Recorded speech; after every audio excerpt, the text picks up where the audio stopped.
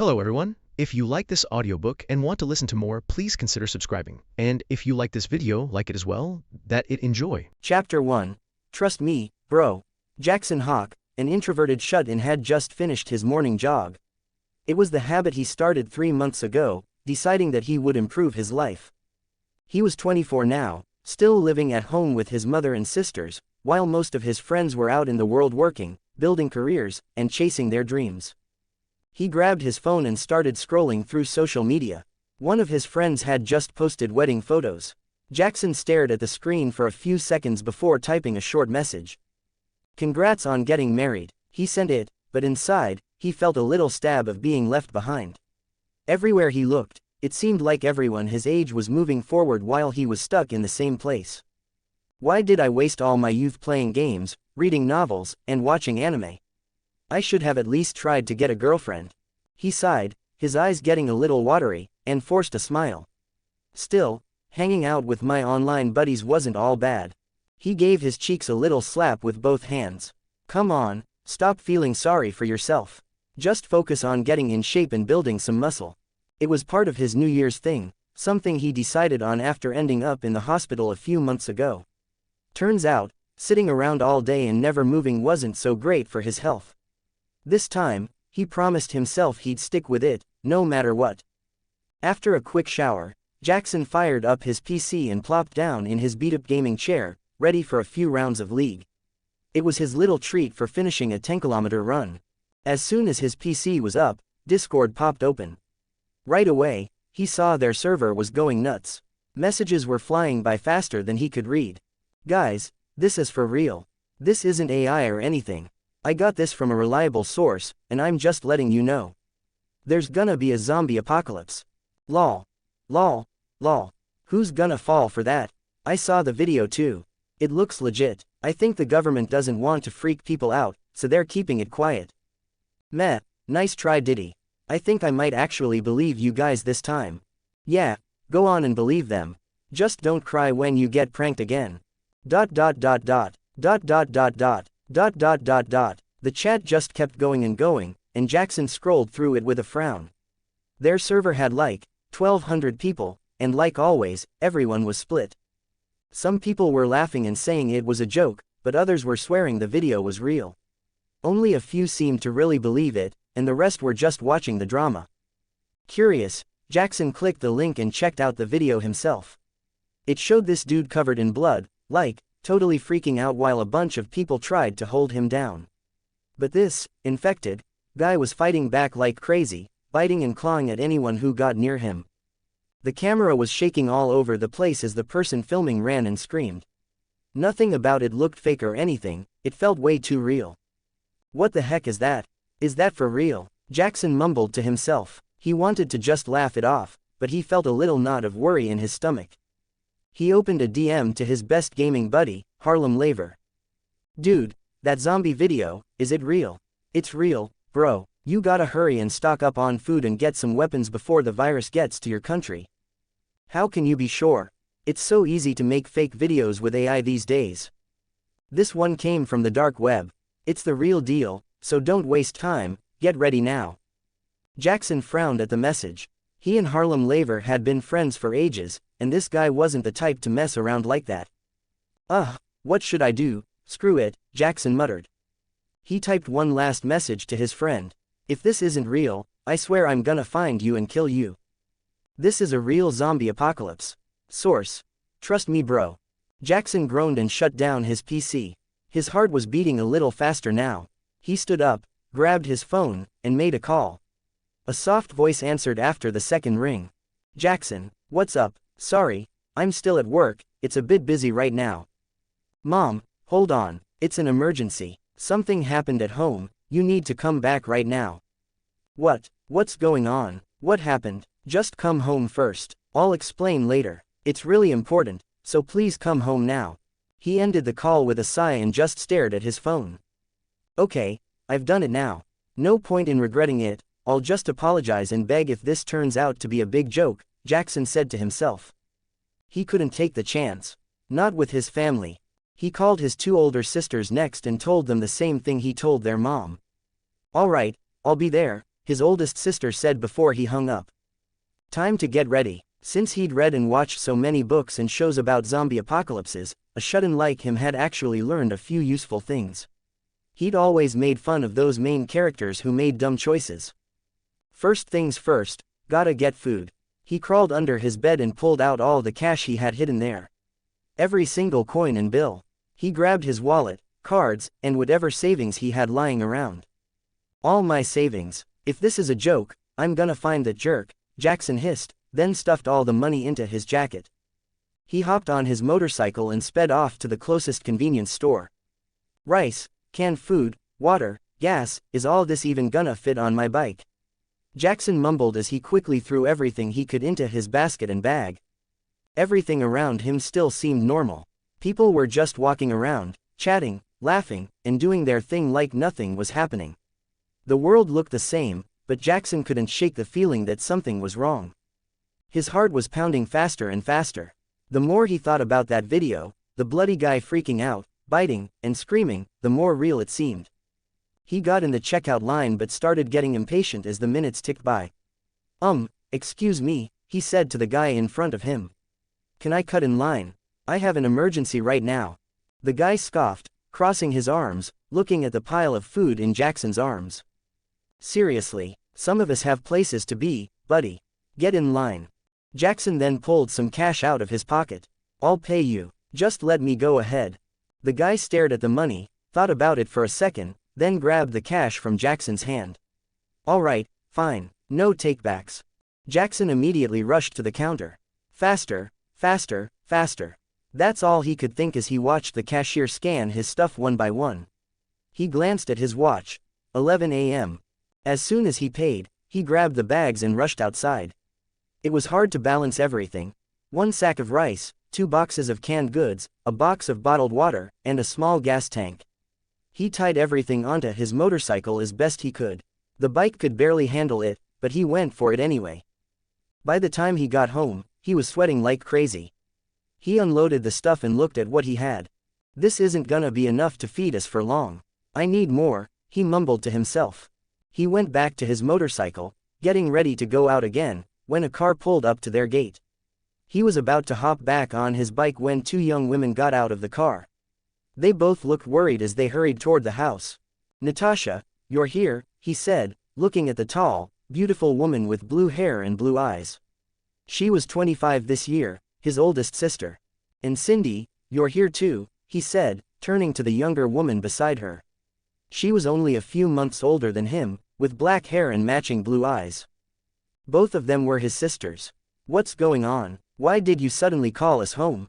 Natasha asked, both she and Cindy looking at him with worried eyes. Sis, you need to stay calm and listen to what I'm about to say, Jaxon said, trying to look serious. Seeing him like that, both women nodded, looking a little anxious.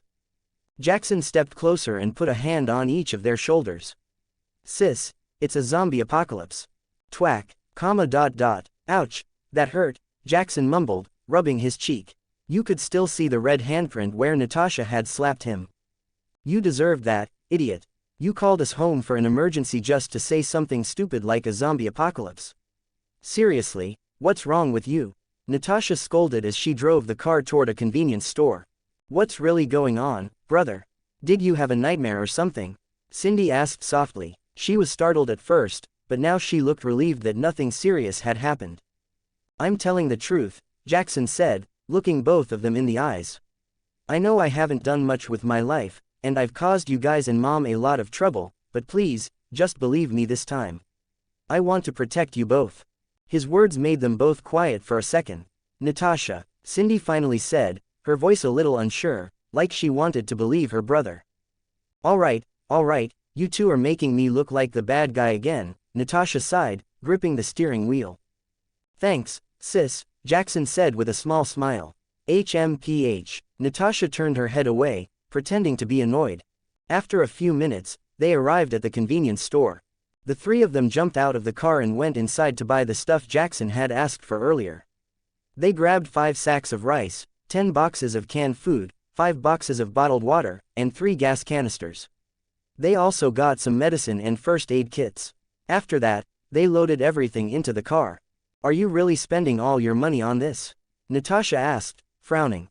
Don't worry, sis. Even if the apocalypse doesn't happen, we can still use this stuff. At least we won't have to worry about running out of food at home, Jaxon said, trying to sound like it was no big deal. You want us to keep eating canned food? You know what? Never mind, Natasha grumbled, shaking her head. Alright, let's grab the last 2 boxes and the gas tank before we head home, Jaxon said. Inside the store, Natasha and Cindy each carried a box, while Jaxon picked up the gas tank. Suddenly, they heard loud thuds and slams coming from the glass window of the store. Brother, what's that? Cindy asked, her voice shaking as she pointed toward the glass. Outside, a guy was slamming his head against the window over and over, leaving little streaks of blood. 29 comments, 0 votes. Send gifts. Chapter 2. Family comes first. The guy quickly got everyone's attention. People stopped what they were doing, some even pulling out their phones to record him. What's wrong with this dude? Did someone escape from the mental hospital? Whispers went around the little crowd watching near the entrance. Hey, what are you doing? One of the store workers called out, stepping outside to check on the guy. He grabbed the stranger's shoulder, and the guy stopped banging his head and slowly turned toward him.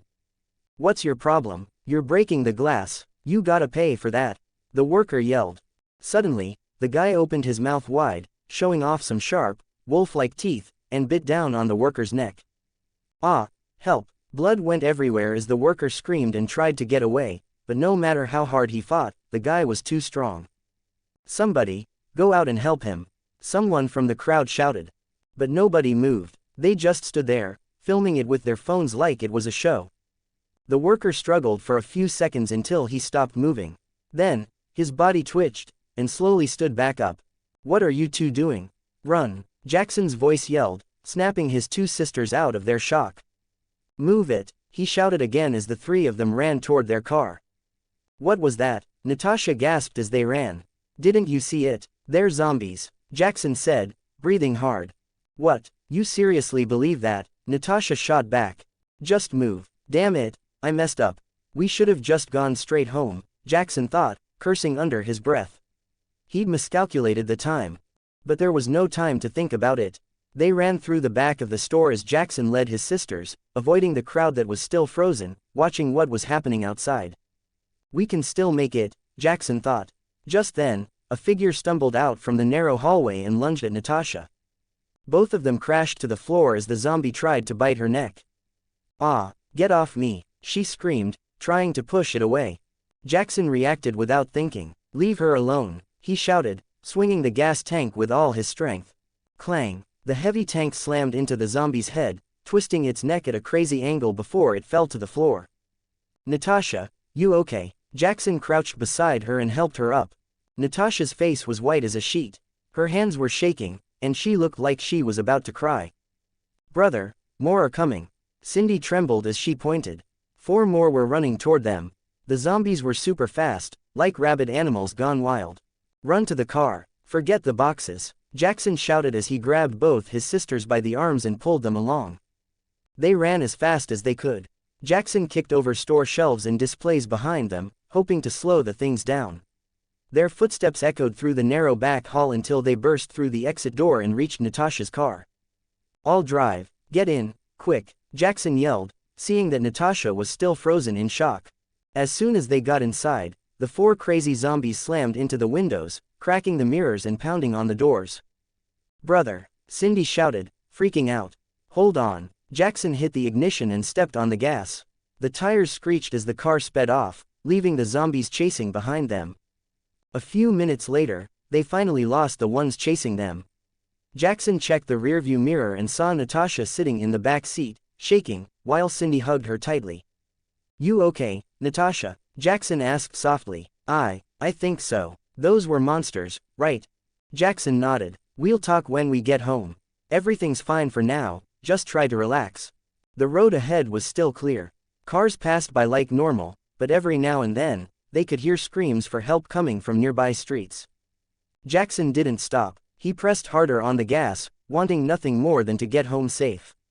After a few minutes, they finally arrived at their gate. Cindy jumped out to open it while Jaxon drove the car inside. Close it, quick, he said. The metal gate clanged shut behind them. Get Natasha inside. I'll carry the stuff, Jaxon said, and Cindy nodded, helping her sister toward the house while he started unloading the car. After carrying everything inside, Jaxon locked the door and turned around to see his sister sitting on the sofa, still shaken up.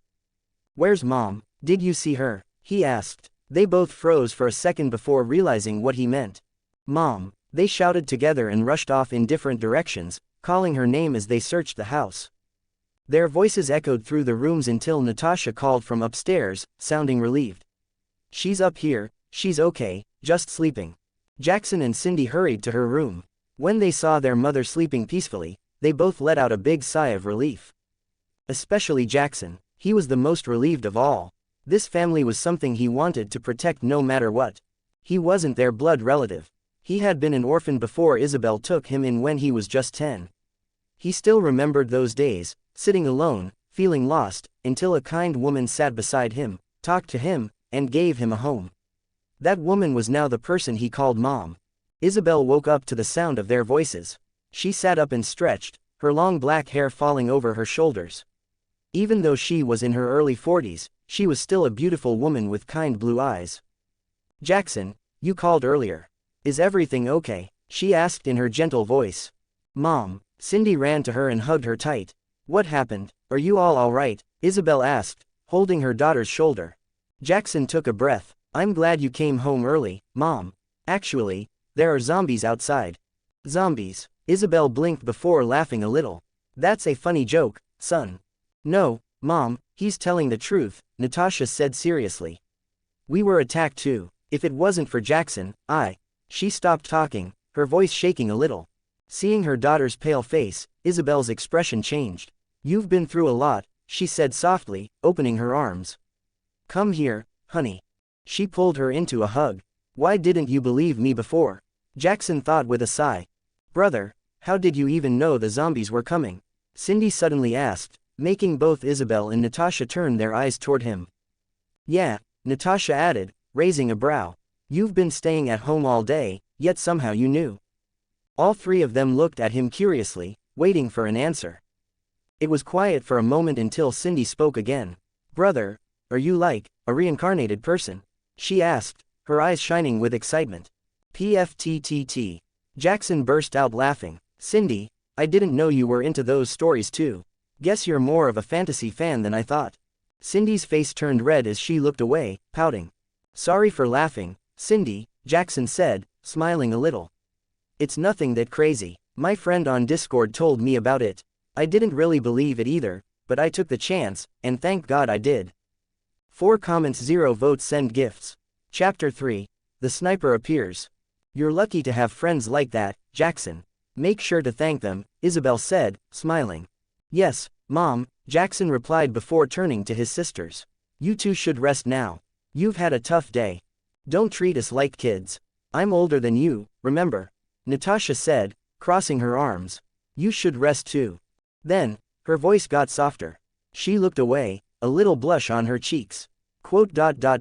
"Thanks for saving me earlier." "What was that?" Jaxon asked, even though he'd heard her clearly. "Just go to your room and rest," Natasha said quickly, not looking at him. All right, he replied, still smiling as he walked off. "I'm glad you kids are still close," Isabel said, smiling warmly as Jaxon disappeared into his room.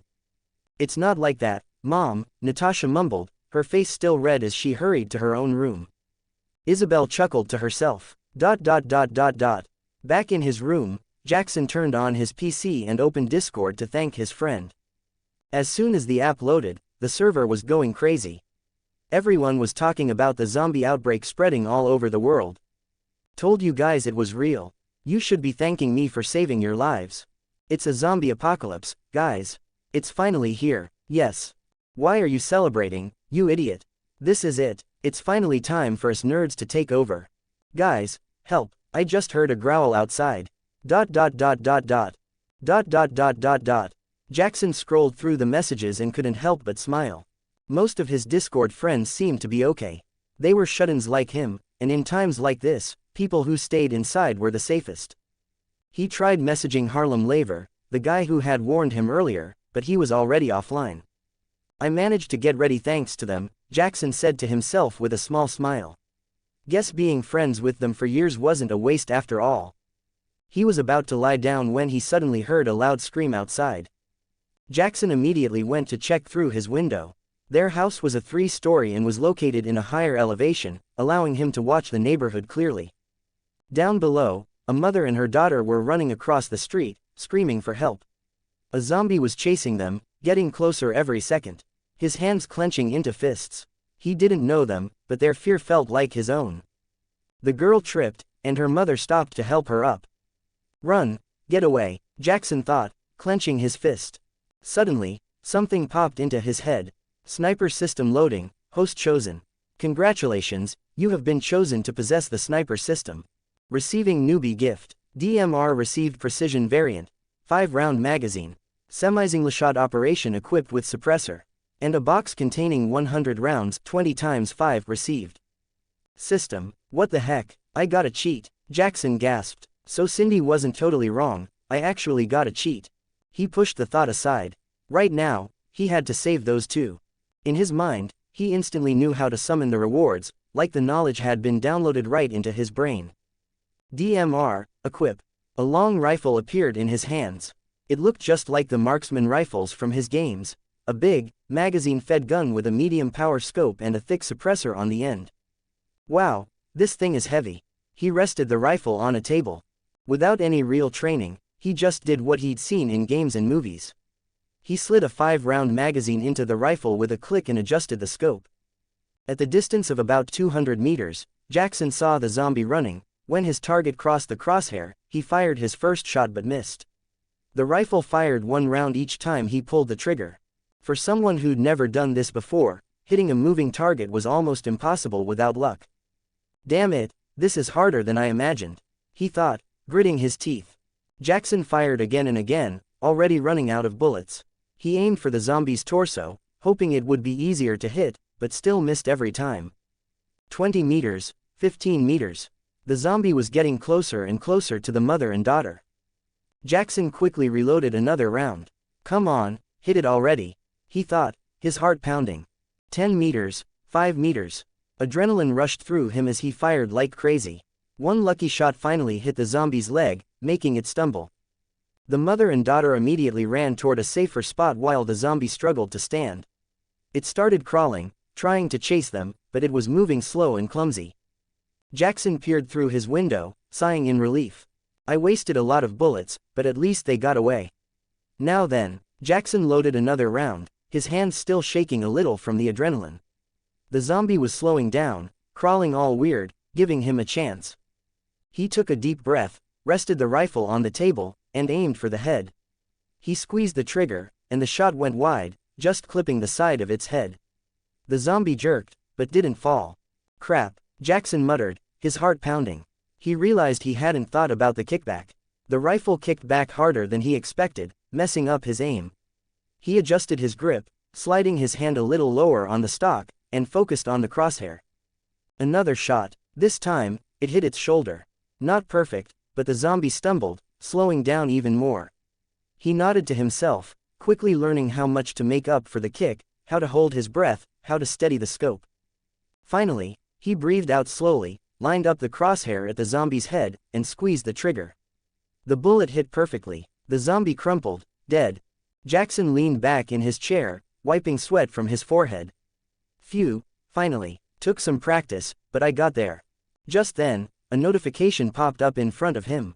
1 express, 1 coin, and 0.01 speed obtained from the zombie. A reward. I actually get something from killing zombies. Jaxon muttered, surprised. Wait, let me check this. Status window. A window suddenly appeared in front of him, glowing softly. Name, Jaxon. Level, 0 Age, 24. Strength, 8.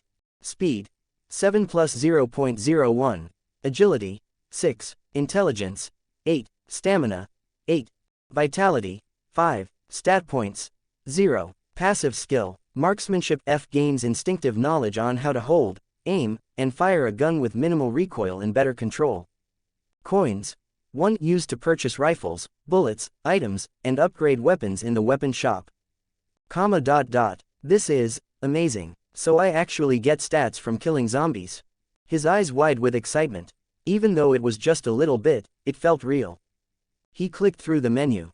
Let's see the shop. 3 tabs appeared on the screen, neatly organized and glowing faintly, waiting for him to explore. Gun store. DMR 2000 coins. Unlock more options by leveling up. Items and gear. Military provision 10 coins. Military knife 15 coins. Fire axe 20 coins. DMR bullet 100 rounds 20 coins. Binoculars 25 coins. Military bag 30 coins. Unlock more options by leveling up. Weapon upgrades. DMR. Ammo LVL. 0.27 coins. Magazine LVL. 0.21 coins. Body LVL. 0.29 coins. Muzzle LVL. 0.23 coins. Grip LVL. 0.24 coins. Scope LVL. 0.22 coins. Suppressor LVL. 0.11 coins. To get a cheat like this out of nowhere, where did it even come from? Jaxon wondered, but the system didn't answer. It was just silent. Man, this could be a pain. Hope there isn't some big mission or saving the world thing later on, he said, shaking his head. Then he grinned. But honestly, this is perfect. I can just snipe and take out zombies from far away. This is the best. Chapter 4. Martial Law. Suddenly, his phone started ringing and vibrating on the table. The screen flashed bright red with a loud alarm. Emergency alert. Caution. Public health threat. Authorities have detected an unknown viral outbreak. Exposure may cause severe symptoms and rapid transmission. Stay indoors if possible. Report any symptoms immediately. This is a public safety emergency. Jaxon stared at the message for a few seconds, stunned. His grin slowly disappeared. What the heck? He grabbed his phone and hurried downstairs. The sound of news reports was coming from the living room. His mom and 2 sisters were already there, their faces pale as they watched the same emergency broadcast on their phones. The TV turned on, showing scenes of crowded streets, people running, and soldiers blocking off highways. The news anchor's voice was shaking as she spoke, trying to sound calm. Then the screen changed. The president appeared behind a podium, surrounded by officers. He looked tired. To all citizens, this is an emergency announcement. An unknown viral infection has been confirmed in cities all around the country. The virus is spreading faster than we thought and is very dangerous. All infected people will be quarantined right away. Don't try to leave your homes. Lock your doors and stay inside until further notice. He paused, looking at the paper in front of him before continuing. We're working with the military and doctors to stop the spread. Hospitals are full, and we're setting up new isolation zones. I'm asking everyone to stay calm and listen to what the authorities say. Stay away from crowded places, don't touch anyone, and report any signs of aggression, fever, or weird behavior. His voice got deeper as he spoke the next words. This isn't the time to panic. This is the time to stick together and be disciplined. We're working hard to protect our people and get things back to normal. Starting now, martial law is in effect. There will be curfews, and you can't travel unless you have to. To everyone watching, your help will save lives. Stay inside, protect your families, and may God help us all. The screen went dark, showing the government seal. For a few seconds, nobody said anything. The only sound was the faint wail of sirens from somewhere outside. His mother's hands were shaking. His sisters sat still, holding their phones tight. It had only been a few hours, but news from all over the world was spreading like crazy. Videos showing people turning violent filled every social media feed and news broadcast. Across the cities, chaos broke out. Streets that used to have rallies and parades were now full of tens of thousands of infected people. Police, SWAT, Coast Guards, the Navy, Army, Special Forces, even the Air Force, every part of the military was being used. On live TV, the world watched in shock as soldiers formed lines, shields up, only to be torn apart seconds later. The infected didn't just run, they jumped high. They crashed into vehicles, climbed walls, and threw themselves into gunfire like wild animals. Jaxon watched in disbelief, holding his phone tighter. Even the military can't stop them, he whispered. Outside, the sounds of ambulances and patrol cars wailed, echoing down the streets. The whole world felt like it was falling apart. It really is the zombie apocalypse. Is this the end of the world? Cindy whispered, her voice shaking as she hugged her knees. This is awful. So many people are dying, Isabel blurted out, her face pale, frowning as she stared at the screen. Good thing we stocked up on food. This should last us a few months, Natasha said quietly. Compared to her mom and sister, she seemed calmer, still worried, but already thinking about what to do next. Put your phones down, everyone, Jaxon said softly. Let's turn this off. It's just making things worse. We'll get through this, okay? His mother looked at him and smiled a little. I'm happy to see my son stepping up. You don't seem scared at all, Isabel said, her voice warm despite the fear in her eyes. It's not like that, I mean I am still scared, Jaxon admitted. Natasha turned to him, her voice quieter than usual. I know I've been hard on you sometimes, but I gotta say, you were right about telling us to come home early. If you hadn't, we wouldn't be together right now. She looked away, whispering, good job. Yeah, brother, Cindy added. I was really surprised when you said there was an emergency, but I'm glad you did. We're alive and safe because of you, Jaxon, Isabel said gently. Thank you. Jaxon scratched his head, feeling awkward. Come on, stop it, guys. You're making it sound like I did something big. Then, a sudden scream echoed from outside, followed by low growls that sent chills down their spines. Jackson's face turned serious. Get to your rooms, stay put and rest. Don't worry, I'll check it out. Mom, can I sleep with you? Cindy asked, her voice shaking. Of course, sweetie, Isabel replied gently, putting her arm around her. She looked at her other daughter. What about you, Natasha? I'm fine, Natasha replied quietly. I'll stay here for a bit. All right, Jaxon said, I'll start reinforcing the windows and doors. Lend me a hand if you've got time. Jaxon and Natasha started reinforcing the windows with wooden planks and stacking furniture against the doors. The air outside felt heavy and tense, filled with distant sirens and the sounds of chaos spreading. Hours went by as they worked without stopping. The sound of helicopters and planes roared overhead every now and then, shaking the windows. Every so often, they'd hear people shouting for help outside, neighbors, maybe even strangers running down the street. But their cries just drew the infected closer. One by one, the screams turned into horrifying growls.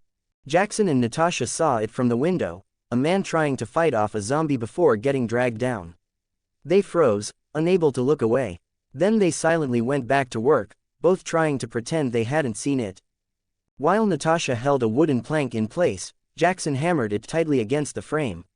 Each bang echoed through the house, and every time a scream followed outside, she flinched.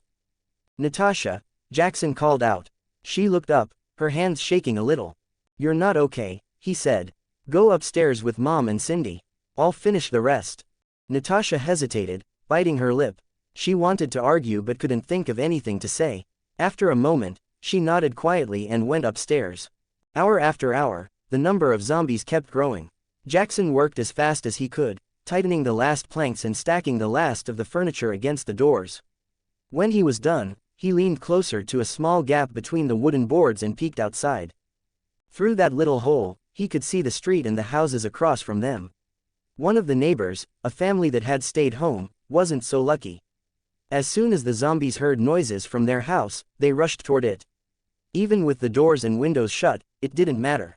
The infected slammed themselves against the barriers, breaking through everything until they finally forced their way inside. Jaxon gripped the wooden frame tighter. So they're drawn to sound, I need to tell Mom and my sisters. They have to be extra careful, he thought. Good thing I reinforced everything earlier, before more of them showed up. If I'd waited any longer, the hammering might have brought them here. He stepped away and went back to his room, checking the street again through his window. I used 12 rounds just to kill one zombie last time, he muttered to himself. If it keeps going like this, I'll run out of ammo before I even earn enough coins to buy more. Jaxon sat by the window, resting the rifle on a stack of books to steady his aim. He took a deep breath and scanned the streets again, looking for a good target. He decided to start with the closest ones, around 100 meters away. That way, even if he missed, the sound wouldn't attract anyone. His eyes caught sight of a zombie trapped in a crushed car. The creature struggled wildly, its seatbelt wrapping around its chest, keeping it stuck. Perfect, Jaxon murmured, adjusting his aim. He took his time, practicing what he'd seen in movies and games, steady breathing, firm grip, and positioning his shoulder to reduce the recoil. When the crosshair lined up with the zombie's head, he pulled the trigger. Thup! The bullet whizzed past and hit the car's roof instead. Ugh, I missed. Jaxon grunted, gritting his teeth. He steadied his breathing and aimed again. His hands were shaking a little, but he tried to calm down. Another shot, missed. Then another, still off. He breathed out slowly, trying to find his rhythm. Come on, focus. Don't rush it, he murmured under his breath. He adjusted the scope, breathed out, and squeezed the trigger one last time.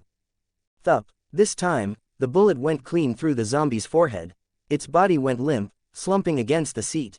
A small notification appeared in front of him. 1 express, 1 coin, and 0.01 agility obtained from the zombie. Jaxon smiled a little. Nice, let's keep going like this, he thought, reloading another magazine. Jaxon stayed by the window, sniping one zombie after another until it got dark. The streets got quiet except for distant groans echoing through the night. He finally felt it, the calm focus of a sniper. Waiting, breathing, knowing the right moment to pull the trigger. He missed a lot, but every time he landed a shot, he felt a rush of satisfaction. By the time he stopped, 6 zombies lay dead on the streets. A faint glow flickered in front of him. 6 express, 6 coins, 0.02 speed and 0.04 strength obtained. Not bad, Jaxon muttered, rubbing his shoulder. Feels like I'm actually getting stronger. Just as he was about to reload, thin smoke started rising from the rifle's barrel. Huh, why's it smoking? He frowned, touching the warm metal. Don't tell me it's overheating already. He looked closer and noticed the suppressor glowing a little. Oh, it's this thing, he sighed. Guess using it non-stop wasn't a good idea. I hope it doesn't break. Letting out a tired breath, Jaxon willed the weapon away. The rifle disappeared from his hands like mist, vanishing into thin air. It was the only thing he could summon and unsummon whenever he wanted, like it had its own storage, unlike normal items that didn't have any storage in the system. He leaned back in his chair, stretching his sore arms. That's enough for today. 3 comments 0 votes send gifts. Chapter 5. When help brings the horde. The next morning, Jaxon woke up to the sound of gunfire and distant zombie growls outside. Cindy burst into his room, her face pale with worry. Brother, there are military trucks and soldiers outside. What should we do? Still half asleep, Jaxon quickly got up and looked out the window. 2 armored vehicles were rolling down the street, with about 15 soldiers riding on them. They don't look like they're here to rescue anyone, he said quietly. They're probably clearing the area of zombies.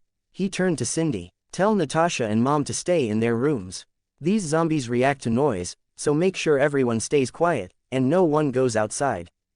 Okay, brother, Cindy said before hurrying out to warn the others. Jaxon took a deep breath and summoned his DMR. Peering through the scope, he began watching the soldiers closely from the window. They were less than 2 blocks away, close enough for him to see their faces through the scope. Soldiers, help, I'm here, a woman screamed as she rushed out of her house, waving her hands in panic. She ran straight toward the armored vehicles, her voice echoing down the empty street. Ma'am, stay inside your home. One of the soldiers shouted. It's not safe outside, go back. But she didn't listen, her cries just drew more unwanted attention. From the corners of nearby alleys, zombies started to stagger out, their heads snapping toward the sound of her voice. Help me, please, she cried again, her voice shaking with fear. The soldiers aimed their rifles in her direction, trying to get a clear shot. Move to the side, ma'am. Get out of the way. One of them yelled, but she kept running toward them, blinded by panic.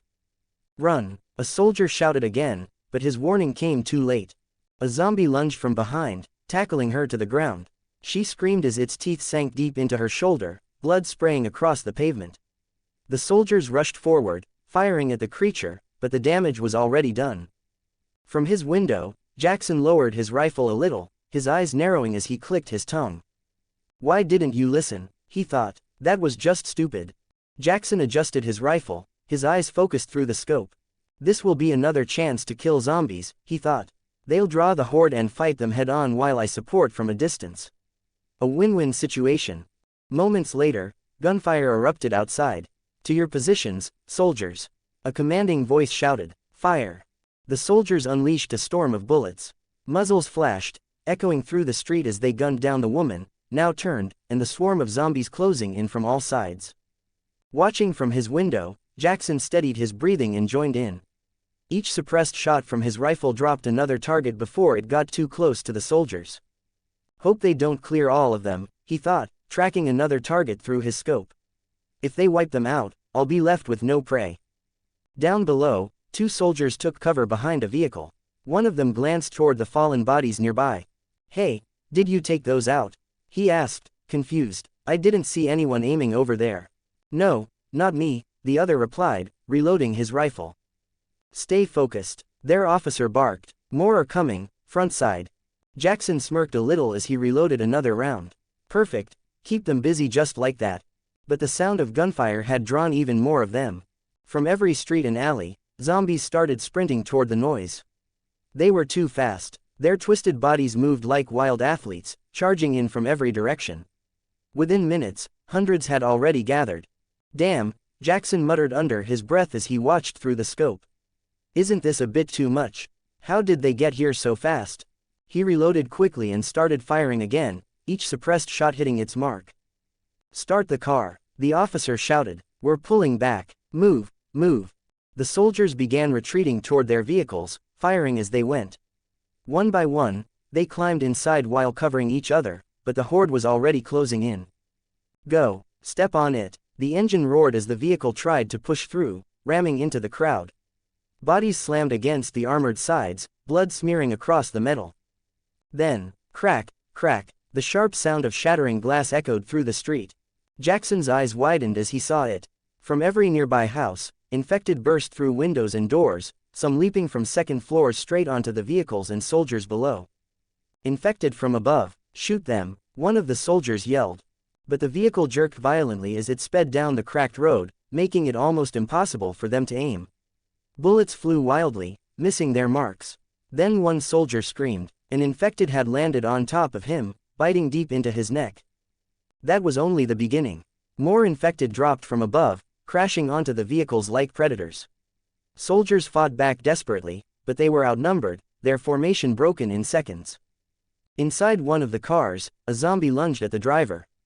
The man struggled, punching and pushing, but the fight caused him to lose control of the wheel. The vehicle swerved left and right before flipping over completely. Bang! It slammed against a nearby house, crushing part of the wall. The soldiers inside groaned, some crawling out, others didn't move. The horde was already upon them. "No." Jaxon gritted his teeth as he saw it happen. He adjusted his aim and started firing rapidly, trying to keep the swarm away from the few survivors still fighting. Thup, thup, thup, each suppressed shot dropped another infected, their heads bursting open one after another. But there were too many. For every zombie he killed, more came crawling from every corner.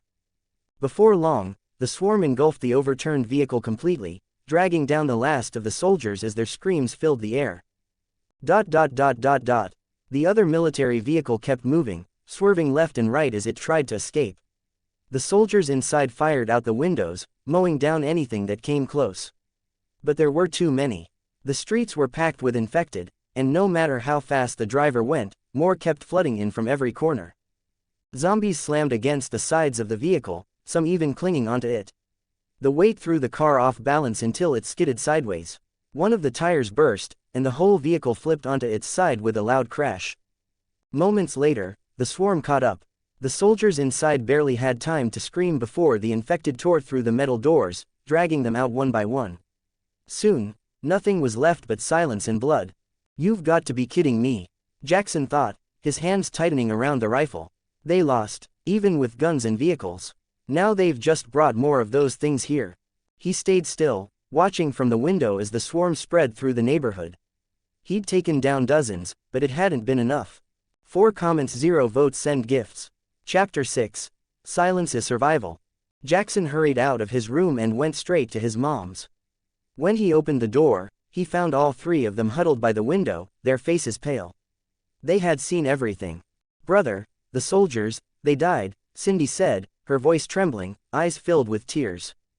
"They just died like that," Isabel whispered, still in shock. "Shh, it's okay," Jaxon said softly, moving closer. "We're going to be okay.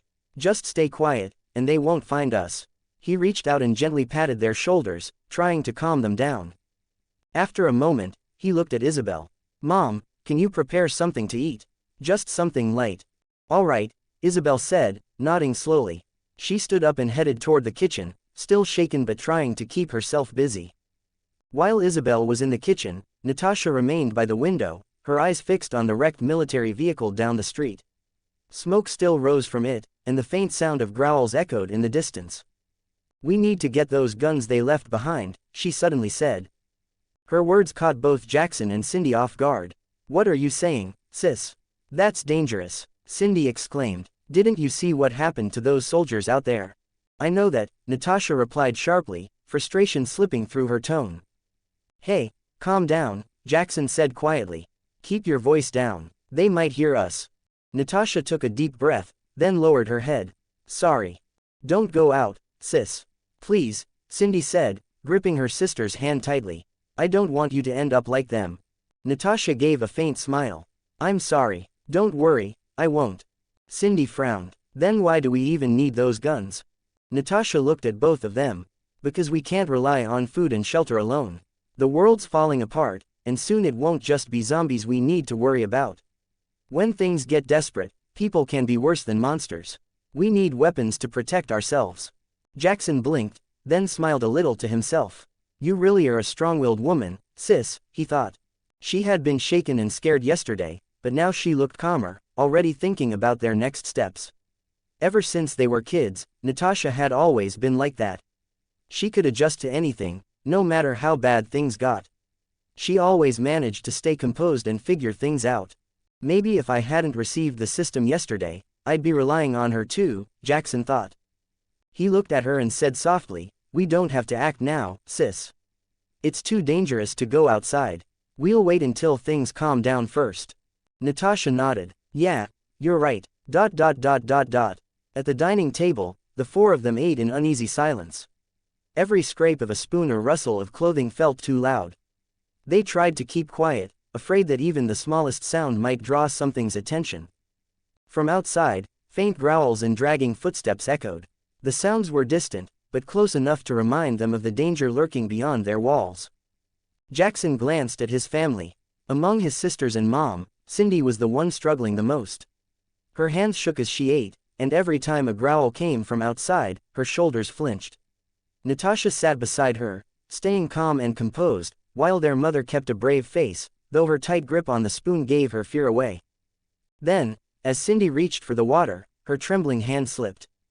The glass fell. Clack. The sharp sound echoed across the room. Everyone froze, hearts pounding, eyes darting toward the window. No one moved, and no one breathed. I'm sorry, Cindy whispered, her voice shaking. Jaxon reached out and placed a hand on her arm. "Calm down, Cindy, it's all right," he said quietly, though his eyes stayed fixed on the door.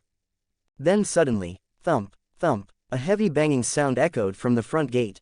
Everyone became still, their eyes turning toward the noise. Cindy's face turned pale, her hands shaking again. Natasha and Isabel exchanged worried looks, while Jaxon slowly pushed his chair back, his eyes narrowing toward the sound. His hand hovered at his side, ready to summon his rifle if needed. Another thump followed, louder this time, as if something or someone was trying to break through.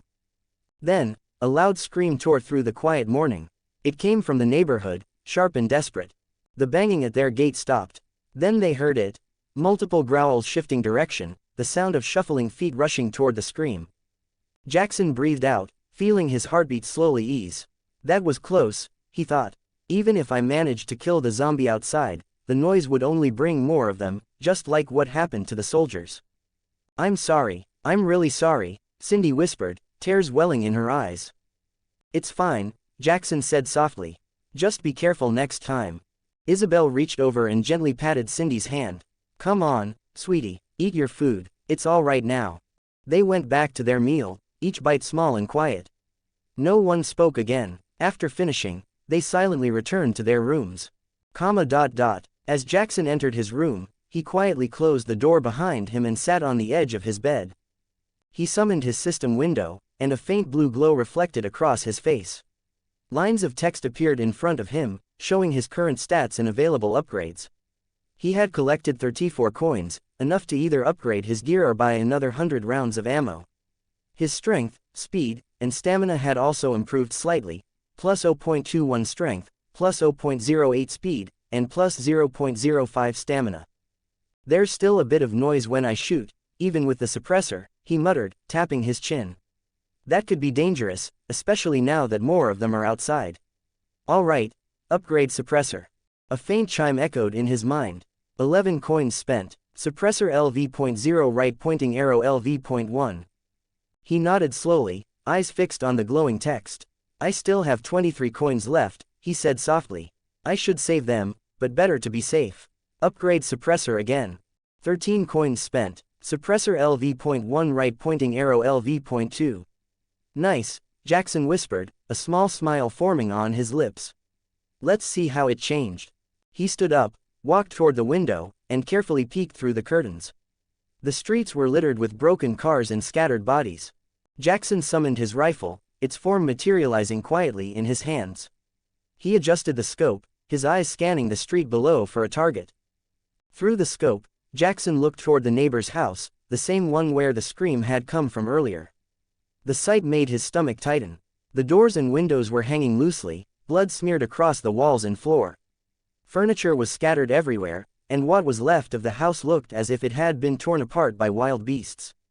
He swallowed hard. Even reinforced doors and windows wouldn't hold forever. So even staying home might not be safe, he thought. If I really want to protect Mom and my sisters, I need to get stronger fast. He adjusted his aim and spotted a zombie crawling along the street. Its legs were twisted and broken, dragging itself forward with its hands. SHKKK. The rifle hissed softly as the bullet pierced its head. The sound was faint, much quieter than before, but still noticeable in the silence. Not bad, Jaxon whispered, watching the body go still. It's a lot quieter now, though there's still a bit of sound. As long as they're not too close, they shouldn't hear it. He looked around and noticed several more crawling zombies scattered near the wrecked vehicles. Some were the ones that had survived the soldiers' attack, shot in the legs, left to writhe on the ground. Others looked crushed, likely run over when the military tried to escape. Taking a slow breath, Jaxon adjusted his grip and began putting them down one by one, each quiet shot echoing softly through the air. 6 comments 0 votes send gifts. Chapter 7. Farming with Burgers. Jaxon finally finished off the last of the crawling infected, the faint sound of his shots fading. A small notification flickered before his eyes, plus 17 coins earned. He was about to check his stats when a distant cry broke through the stillness. Help! Jaxon froze, then quickly turned his rifle toward the sound. Through his scope, about 400 meters away, he spotted a chubby young man running in panic down the street. Wait, isn't that Burgers? Jaxon muttered, narrowing his eyes. Man, what the hell are you doing outside? He knew him, one of the few people he'd actually talked to in the neighborhood, someone he used to play with when they were younger. Jaxon steadied his rifle and began taking aim. He took the shot, knowing it was beyond his comfortable range, hoping for luck. Damn it, you're too far, Burgers, he muttered after missing his first shot. The infected were closing in fast from behind, and even with his scope, the distance was too much. The farthest distance he could shoot accurately was 200 meters, but Burgers was over 300 away. Come on, don't go that way, Jaxon whispered, tracking him through the scope. There are infected down that street. Huff, huff, anyone, help, help me, Burgers gasped as he ran down, his voice cracking from panic. Behind him, a swarm of infected chased relentlessly, their footsteps and growls echoing through the empty neighborhood. Up ahead was a wide intersection. He didn't stop to think, just ran and turned sharply at the corner, barely avoiding an infected that lunged at him from the opposite side. Left, right, he muttered breathlessly, zigzagging through the maze of streets. Every corner he turned, he tried the doors of nearby houses. Please, open up, somebody. He slammed his fist against a door, but there was no answer.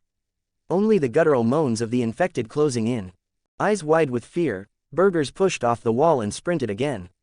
Luck seemed to be on his side as he dodged through narrow alleys and turned just in time to avoid groups of zombies ahead. His breathing grew ragged, sweat dripping down his face, but he kept on running. Then, he stopped. The road ahead was blocked by a tall wall. A dead end. Heart pounding, He turned back and dashed into the next corner, only to find another dead end. No. No, no, no, he stammered, backing away as the sounds of growls grew louder. The swarm had caught up, filling the street behind him, their hollow eyes locking on him like predators finding prey. He was trapped. No, no, I don't want to die.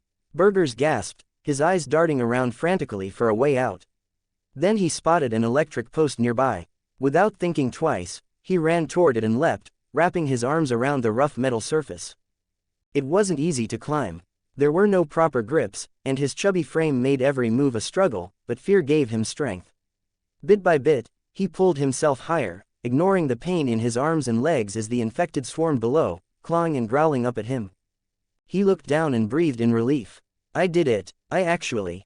But before he could finish, one of the infected suddenly jumped and latched onto the post. Its filthy hands dug into the metal as it began climbing up after him, its eyes locked on his leg. Across his window, Jaxon froze. What the hell, he muttered, his eyes widening as he saw it through the scope. You're joking, right? They can climb now. Burgers, meanwhile, was losing his mind. No, stay away, he screamed, tears streaming down his face as the infected drew closer and closer. Its mouth opened wide, ready to bite. Mama, save me. Then, thup, the creature's head burst open, spraying blood and flesh across the post before its body dropped back to the ground. Burgers froze, staring wide-eyed at the corpse below. The dull thud of the body hitting the ground echoed in his ears. It took him a second to realize what just happened. Someone had shot the infected. Help, I'm here, help me, he shouted, looking around wildly, but he couldn't tell where the shot had come from. Idiot, don't shout, Jaxon thought, tightening his grip on the rifle. You'll just attract more of them. Sure enough, another infected began crawling toward the post. It reached up, grabbing hold of the metal and pulling itself up. Thup, thup, 2 clean shots rang out, and both infected dropped instantly, their heads bursting open before they could even touch Burgers. From his window, Jaxon stayed calm and focused. This actually got easier, he thought. The distance is perfect, and since they're climbing one by one, it slows them down a lot. A small grin tugged at his lips. Just hang in there, Burgers. We'll start farming some zombies. I'm going to save you. And with that, another round of quiet killing began. ... Thup, thup, Jaxon fired again, then paused to reload. He glanced at the magazine and realized it was his last set of bullets. From the start until now, he'd already taken down dozens of infected, earning a total of 26 coins. Without wasting time, he opened the system store and focused his thoughts. DMR bullets 100 rounds purchased, 20 coins spent. A small box appeared out of thin air beside him. He placed it on the table and turned back to check on Burgers. Below, the bodies of the infected were accumulating beneath the post, forming a gruesome pile that reached nearly halfway up. Jaxon realized it was making it easier for the remaining zombies to climb. Despite his efforts, more than a dozen still lingered, drawn by the sound of the gunfire. Burgers saw it, too. His arms trembled as he clung to the post, sweat beading on his forehead. He struggled to hold on, the strain becoming unbearable. Hey, I can't hold on much longer, he called out, his voice strained. Desperate, Burgers scanned his surroundings for an escape. His eyes landed on an open window a short distance away. He glanced down at the infected below.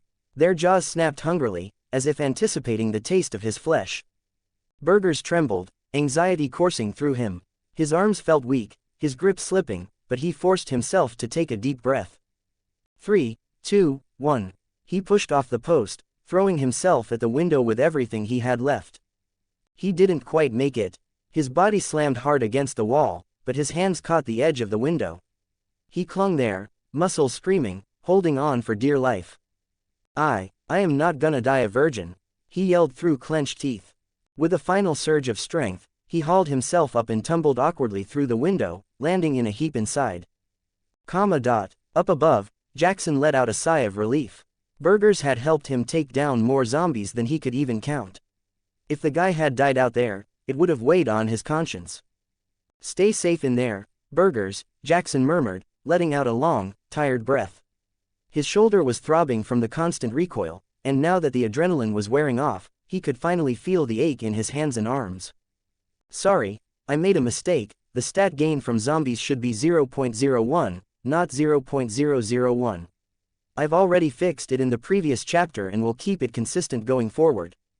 ChrisLingayo creators thoughts. 4 comments 0 votes send gifts. Chapter 8. Quiet walls, restless hearts. Jaxon slowly closed the window, pulling the curtains shut. He opened Discord to check in on the others. Only a few were online. How's it going in your areas? Jaxon typed. Almost immediately, replies started popping up. Bad. I take it back, man. I don't want a zombie apocalypse anymore. Seriously, what's with these zombies? Why are they so strong? This is nothing like I imagined. I thought this was gonna be my moment to shine, but I'm shit scared to even peek out the window. Jaxon scrolled down, reading more complaints. Everyone was in shock. These weren't the slow, shambling zombies they'd seen in movies. These things moved like athletes. They could jump crazy high, climb walls, react to the smallest sound, and they were way stronger than any normal person. At this point, no average person stood a chance unless they had a weapon or some serious training. That was the reality of it. The world wouldn't be falling apart if the zombies were the slow, grandma type that just looked scary. Regular people would have a decent shot at running and hiding. And soldiers, they wouldn't have any trouble at all. That's why Jaxon always thought those, grandma zombie, scenes in movies were ridiculous. Okay, maybe a few people would get caught off guard, but there was no way the world would actually end, and no way the military would be taken down by those things. He took a deep breath and pulled up his status window. Strength plus 0.17, stamina plus 0.11, vitality plus 0.11. Seriously, this is all I'm getting. He muttered to himself. There's gotta be a better way to get stronger than just killing zombies. What if I actually trained? Like, did push-ups or something? After resting for a bit, he started unbuttoning his shirt. Well, let's see if this works. Hours later, there was a soft knock on Jaxon's door, and Isabel peeked inside. Jaxon, where are you? Her voice was soft as she called out. She walked towards the bed, then stopped short, surprised to see Jaxon on the floor, shirtless, doing push-ups. Mom. Jaxon pushed himself up slowly, sweat sliding down on his chest. He wasn't ripped or anything, but he was in decent shape, with just a little bit of softness around the edges. What are you doing, Jaxon? Isabel asked, a little flustered, her eyes flicking from his chest down to his stomach almost without her meaning to. Nothing, just figured I should probably do something instead of just lying around all day, Jaxon said, scratching the back of his head. The movement made the muscles in his arms flex. Did you need something, Mom? He asked. It's lunchtime, come down and eat with us. Okay, Mom, I'll be down in a few minutes. Isabel watched him walk into the bathroom, her eyes lingering on his back. Meanwhile, Jaxon stepped out of the shower, a small smile playing on his lips. He checked his status window.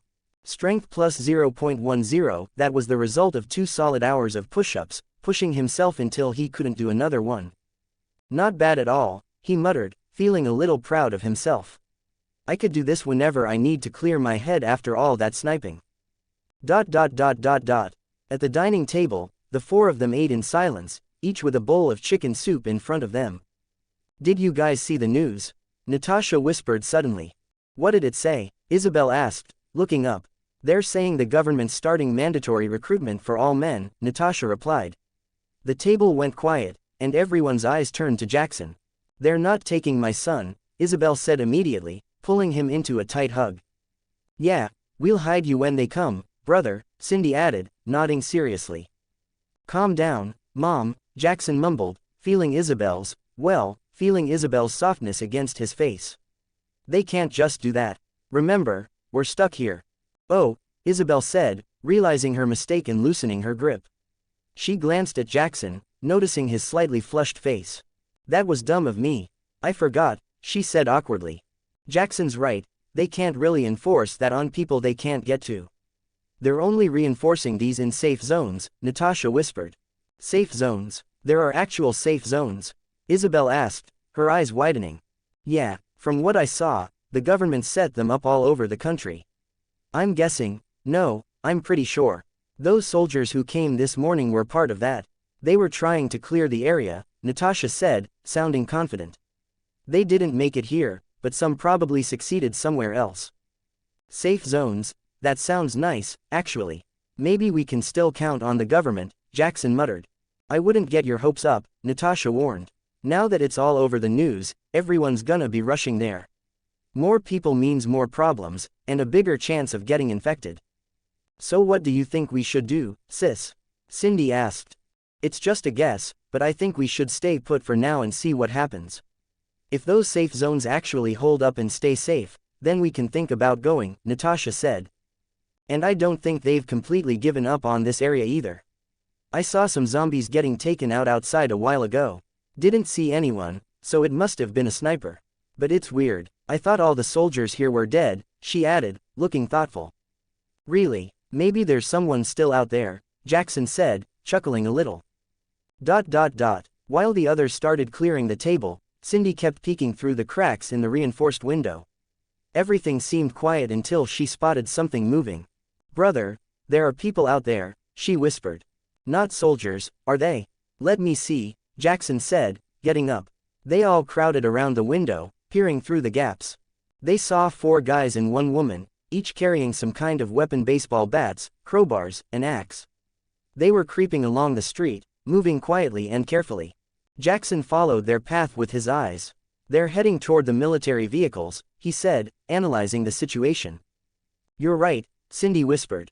There are fewer zombies out there now, probably because of that sniper sis mentioned. These guys must be taking advantage of it. TCH, they're after the guns too, Natasha said, frowning. We need to get out there before they do. No, we're not going anywhere, Jaxon said firmly, stopping her. I saw zombies around the corners. It's still too risky. Didn't you say you'd help me? We have to take the chance now, Natasha insisted.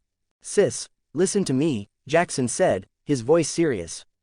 Nobody's going out there.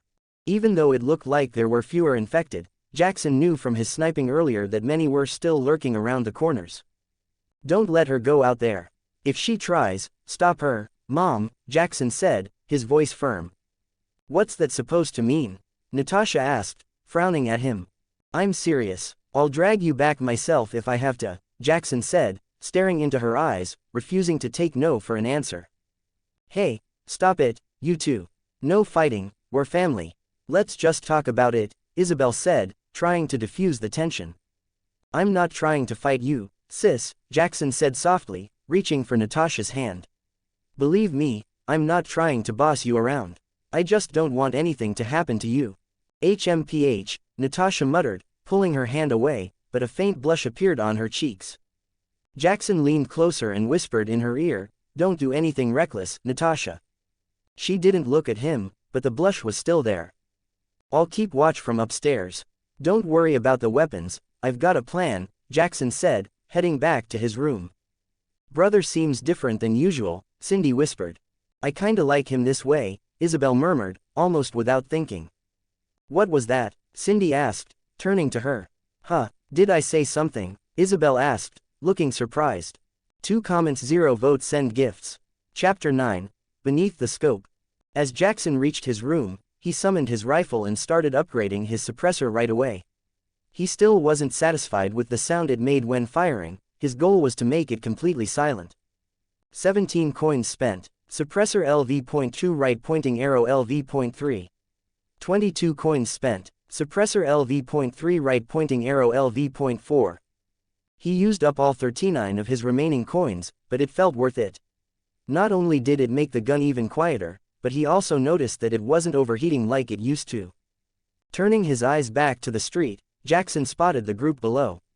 3 of them looked like college kids, and the other 2 were an older man and woman, crouching quietly against a wall.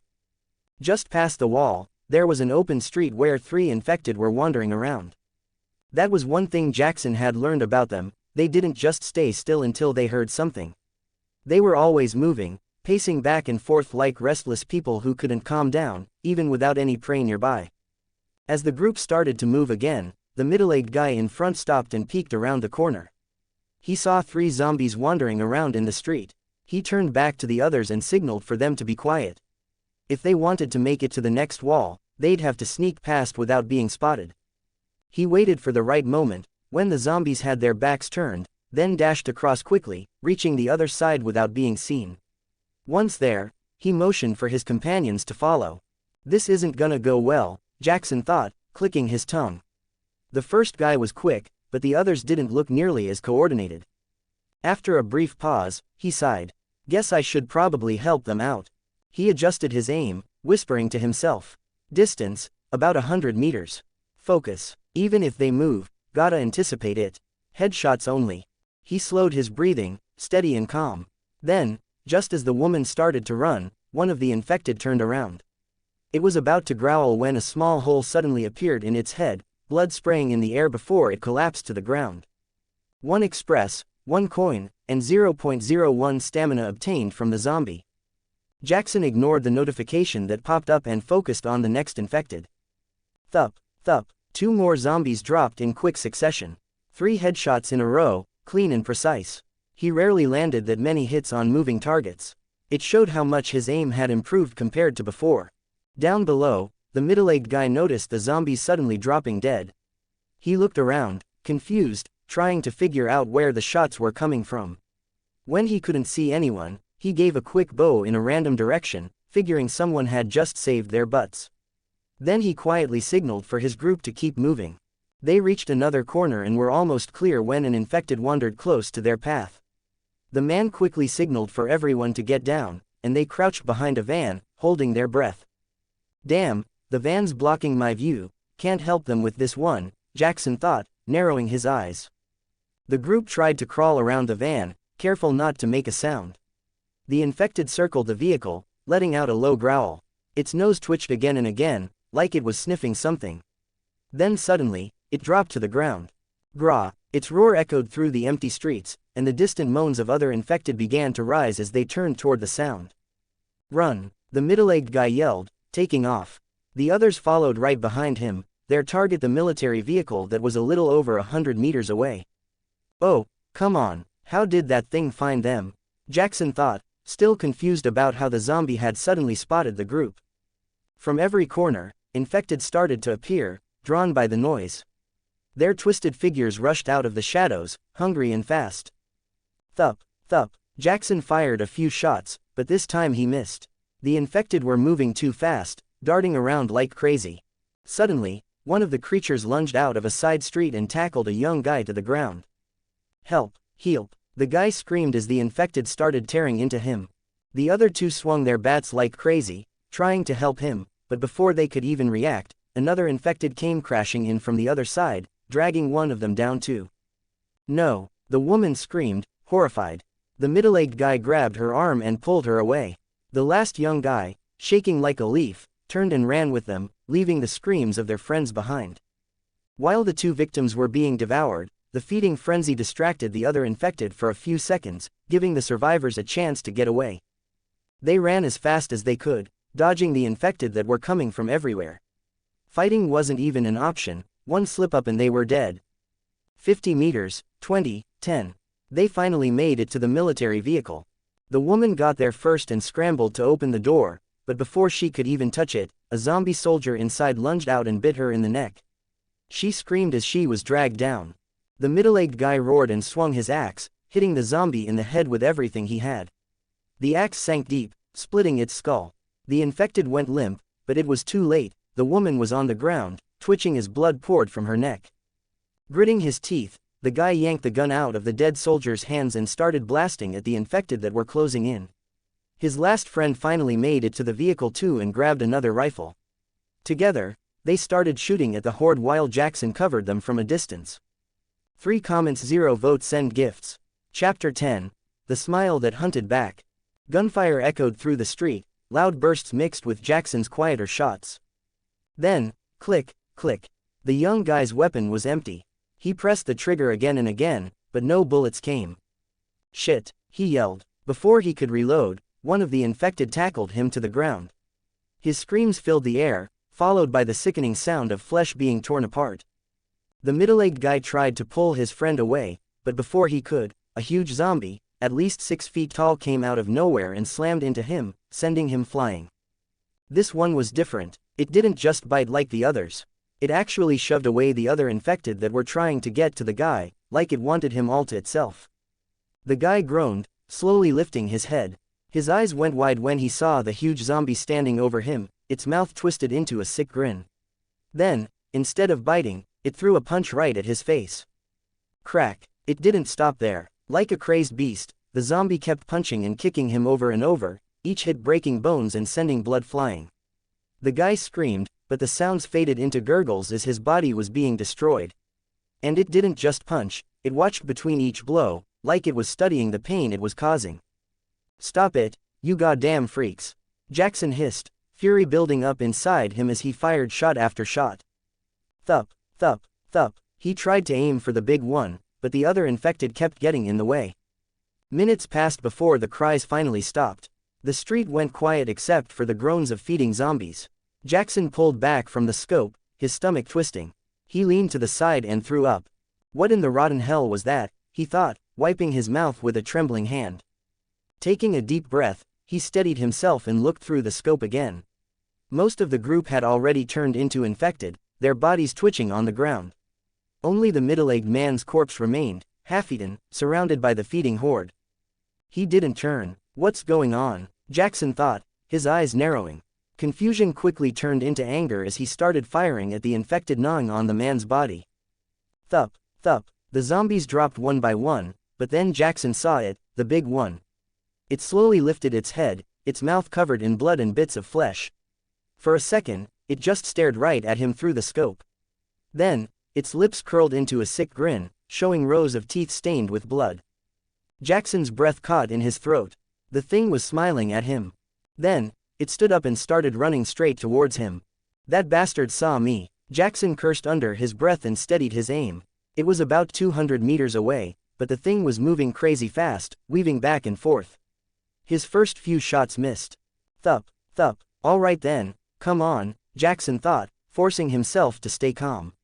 He slowed his breathing and waited for the right moment instead of just rushing his shots. 100 meters, 80, 50, thup. Missed again. 30 meters, 20, thup. The bullet tore through the zombie's shoulder, making it stumble and roll across the street. It got back on its feet, hissing, then thup. A clean hit. The bullet went right through its forehead, leaving a huge hole as the body fell to the ground. 10 express, 15 coins, and 0.10 stamina obtained from the zombie. You have leveled up to 1. Jaxon let out a sharp breath, finally exhaling. He'd been holding it in the whole time he was sniping, like someone diving deep underwater. His hands were still shaking a little, a mix of anxiety, tension, and fear running through him. He'd felt for the first time what it was like to be hunted by those things. He wiped the sweat off his forehead. That was a weird one, he muttered to himself. In novels and games, zombies always mutate. Are they actually starting to mutate for real? Even though that zombie didn't seem physically different, the way it tortured that guy before killing him was something else. He adjusted his scope and looked back at the middle-aged guy. The remaining zombies tore at his body, leaving almost nothing but bones. That was about 200 meters away, and that thing spotted me when the others didn't.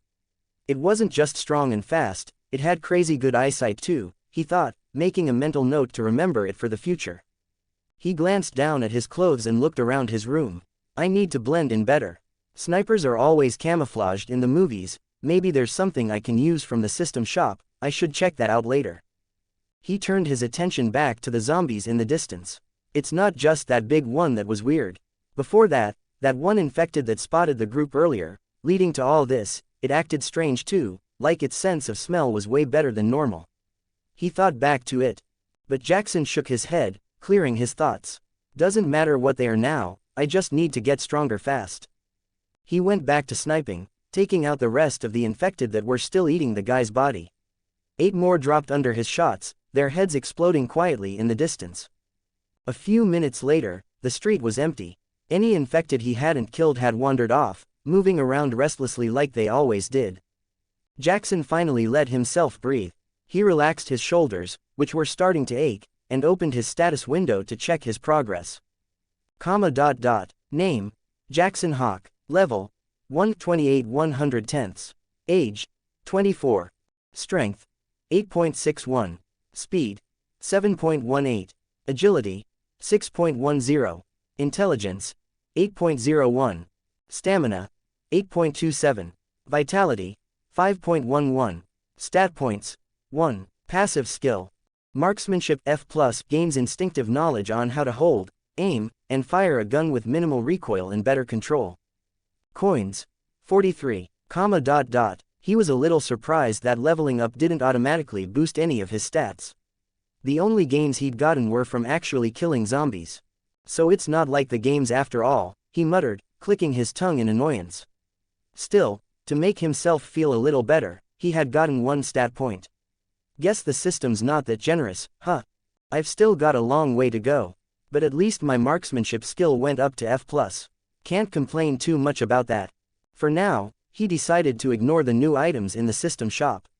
His body was aching all over, and he needed sleep more than anything else. He went over to his bed and flopped down. As soon as he closed his eyes, darkness took over, falling into a deep, heavy sleep.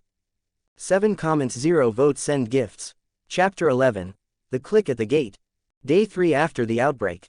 Jaxon slowly opened his eyes, squinting at the sunlight streaming through the window.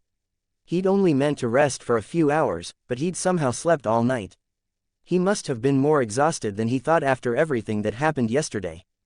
His stomach growled, reminding him that he'd skipped dinner. He stretched, took a quick shower, and headed downstairs. In the kitchen, he saw his mom already making breakfast. The smell of warm soup and eggs filled the air. "Jaxon, you're awake," Isabel said quietly when she saw him. "You didn't eat with us yesterday. Everything okay?" "Sorry, I was just too tired and fell asleep," he said. They were both talking in hushed tones, like they'd gotten used to whispering to avoid attracting zombies. "Don't push yourself too hard with all that training," Isabel said, her voice gentle but concerned. "Yeah, I know, Mom," he replied, scratching the back of his head and giving her a small smile. A few minutes later, Natasha and Cindy came down from their rooms. "Everyone's here," Isabel said, her voice still low. "Food's ready, come on, let's eat." While they were eating quietly, Natasha kept glancing at Jaxon. She was barely touching her soup, her eyes fixed on him.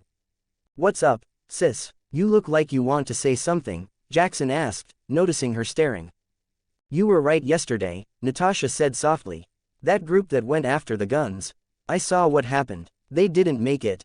The table went silent. Even Cindy stopped eating. "That's how dangerous it is out there," Jaxon said, his voice firm. "We need to be careful and not go out unless we absolutely have to." The 3 women nodded, but Natasha hesitated, frowning. "Something's weird." "What is it?" he asked. "When you went upstairs, that sniper showed up right after. Are you?" Thud. The sound of something heavy hitting metal cut her off. Thud, thud, thud. It came again, louder this time. Everyone froze, their eyes darting towards the direction of the noise. "What's that sound?" "It's coming from the gate," Cindy whispered, her voice shaky. Jaxon immediately stood up and went to the reinforced window. He leaned in close, peering through the small gap. He saw it, one infected slamming its body against their gate, trying to break through. "A zombie," Jaxon muttered, frowning. As soon as he said it, the whole atmosphere changed. Fear and tension filled the room. "Why's it here? We didn't make any noise, did we?" Cindy asked, her voice anxious. "The sound's gonna attract more of them. We need to take care of it, fast," Natasha said. She tightened her grip on the small knife she was holding. Fear was clear in her eyes, but she tried her best to hide it. Jaxon was confused too. He was certain they hadn't done anything to draw an infected near. He was about to head upstairs and take a shot from the second floor when suddenly, they all froze. The zombie's pale hand reached through the bars, its fingers wrapping around the gate's latch. A faint click echoed, and slowly, the gate started to creak open. "What the hell?" Jaxon muttered, his eyes wide. It opened the gate. He stood there, frozen, his mind racing. The image of that weird, huge zombie from yesterday flashed in his head. Another mutation? No. This isn't just mutation. It's like they're remembering how to do things. He looked back at the others.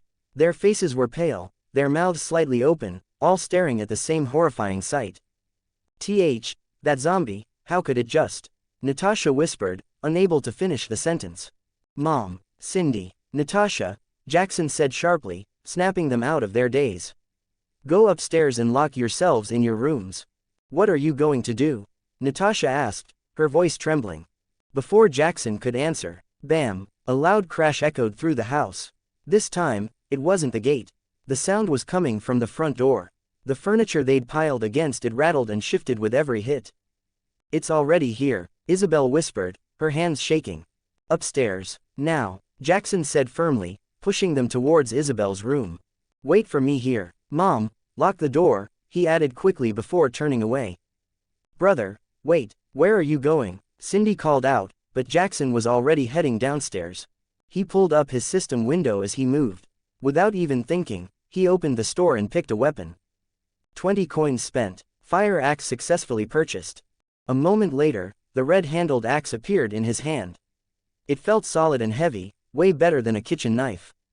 From the way the door was positioned, sniping wasn't an option. The thing was too close, and the rifle wouldn't work. He had no choice but to face it head-on. "Good thing I took out a bunch of those things yesterday," he thought, tightening his grip on the axe. "But I need to end this quick, before more of them show up." He took a deep breath, walked towards the door, and started moving the furniture that was blocking it. "Can I really do this?" Jaxon thought, staring at the doorknob, which was shaking from the force of the hits. His heart was pounding in his chest. "I can't hesitate now. If I screw this up, Mom and my sisters." He gritted his teeth and tightened his grip on the axe handle. The wood felt slick against his sweaty hands. He swallowed hard, stepped closer, and slowly unlatched the lock. He took a step back, raised the axe, and got ready. Just like in the movies, he told himself. Swing when it comes. The next second, the door burst open with a loud bang. The infected lunged in, its jaw hanging open, drool dripping from its mouth. Its cloudy eyes were locked right on him. Jaxon didn't wait. He swung the axe with everything he had, aiming for its head. But the blade just sliced through empty air. The zombie had ducked at the last second, like a normal person would, instead of just mindlessly charging forward. "Shit," Jaxon hissed, his eyes wide. 6 comments 0 votes send gifts. Chapter 12. Instinct and Fear. The creature twisted upward, letting out a guttural snarl as it launched itself toward him. Its jaw snapped shut just inches from his face. "Like hell you will," he thought. He willed his system to activate. Agility +1. A rush of heat spread through his body, and suddenly he felt lighter and quicker. His instincts took over. He dropped low, twisting to the side as the zombie flew past him. The air stank of rot as it brushed by. Without even thinking, Jaxon let go of the axe and rammed his shoulder forward, hitting the infected with everything he had. The impact sent both of them crashing backward. The zombie stumbled, its arms flailing, and fell hard to the floor with a wet thud. Jaxon stepped back, breathing hard, and grabbed his axe from the floor. The thing twitched and snarled, its cloudy eyes fixed on him again. He gripped the handle with both hands, raised the axe high, and swung down hard. But the infected twisted its head to the side in a way that didn't seem natural, bones cracking as it moved. The blade smashed into the floor, sparks flying from the metal. Jaxon's eyes widened. This bastard, it know how to avoid fatal blows. Before he could even pull the axe back, the zombie lunged again, letting out a roar that rattled his chest. Jaxon stumbled to the side, barely dodging its grasp. Up close, the thing was terrifying. Its face was half torn apart, flesh hanging off its jaw, and it smelled thick and rotten, making him want to throw up. It came at him again, faster this time. Jaxon didn't have time to think. He jammed the axe handle between them just as the zombie's mouth snapped shut. The force knocked him backward, and they both crashed to the ground, the infected on top, its teeth gnashing just inches from his throat. Jaxon struggled to keep the handle steady, his arms shaking from its unnatural strength. The creature's breath stank as it pressed closer, inch by inch. "Shit, no," he thought, his strength fading. Then, twack, a loud crack echoed through the room. A chair smashed into the zombie's side, sending it rolling off him. Jaxon blinked, gasping for air, then looked up. "Natasha," he breathed. Without hesitating, he jumped to his feet, grabbed his axe again, and swung with everything he had. The blade finally connected this time.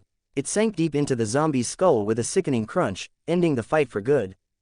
10 express, 15 coins, and 0.10 intelligence obtained from the zombie.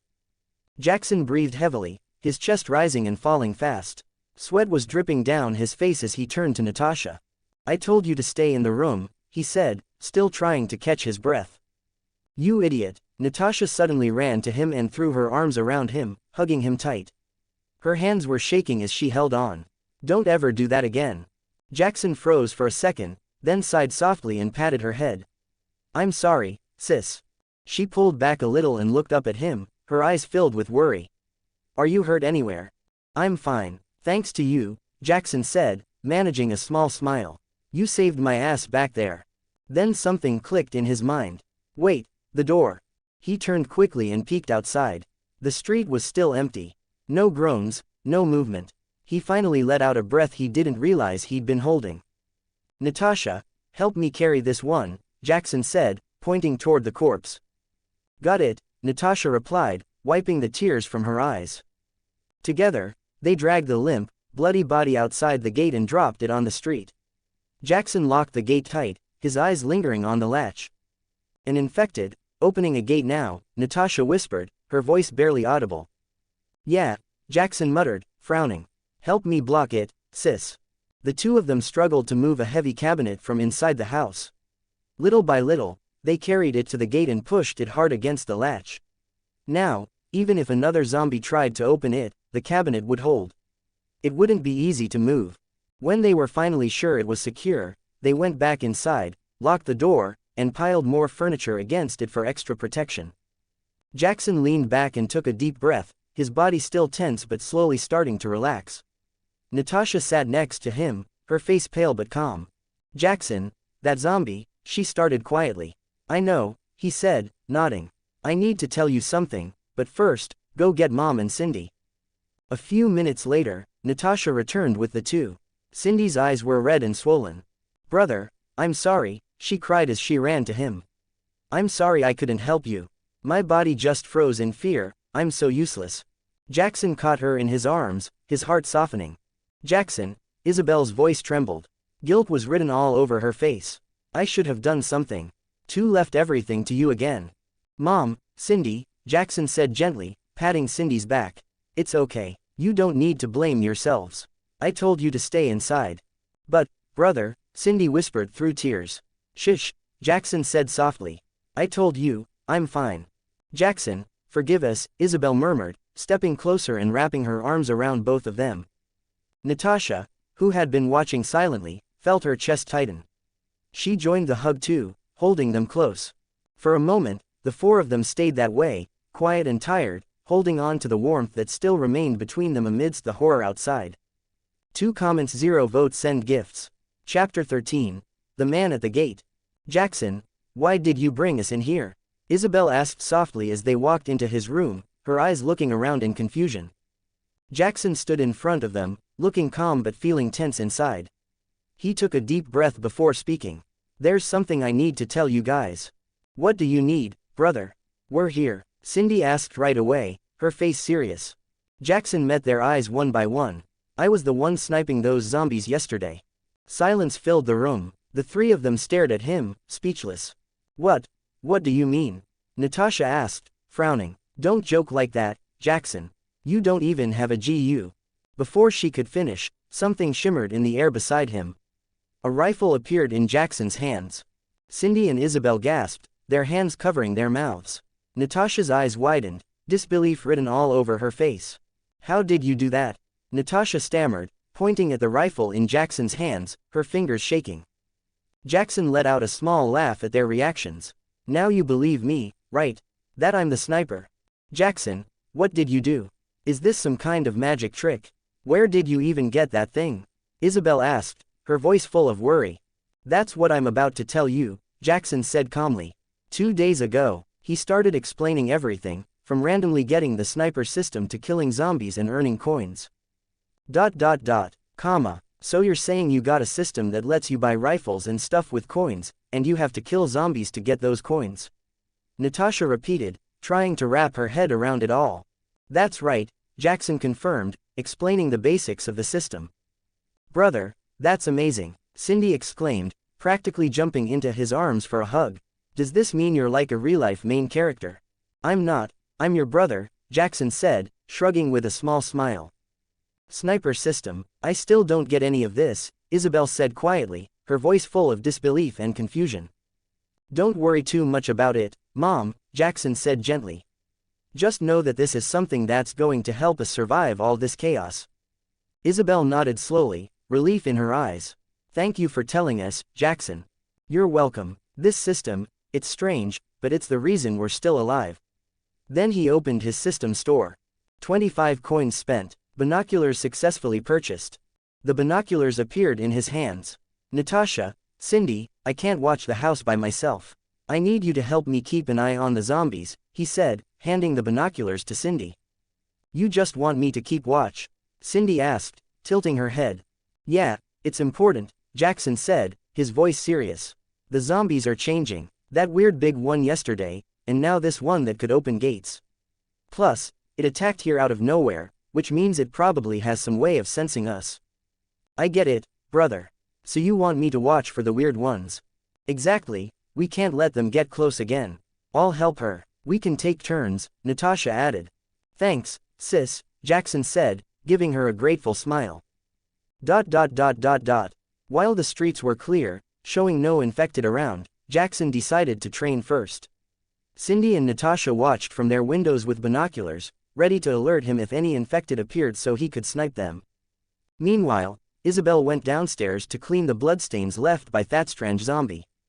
46, 47, Jaxon grunted, sweat dripping off his chin as his arms shook. He was breathing hard and heavy, the sounds echoing in the room. His muscles were burning, but he pushed through the last few reps.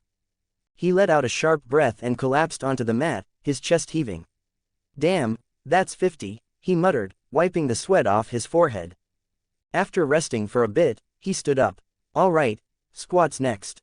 He crossed his arms over his chest and started counting again. His thighs started to burn pretty quickly, but he didn't stop. 90, 91. His legs were shaking like crazy, his muscles screaming, but he kept going, feeling the deep ache in his thighs. Suddenly, the door swung open. Jaxon, have you seen? Natasha froze mid-sentence, her eyes widening when she saw him. What are you doing? Jaxon froze, a little embarrassed. Squats, he mumbled. It always felt weird being caught working out at home. Natasha blinked, her cheeks flushing as she took in the sight of him. He was half naked, wearing only his shorts. You could have at least put on a shirt, she mumbled, quickly averting her gaze. Jaxon rubbed the back of his neck, feeling just as embarrassed. Didn't think anyone would walk in. For a second, the room was awkwardly quiet. She tried to act normal, but her eyes kept glancing at him. Jaxon chuckled softly, shaking his head. Why don't you join me?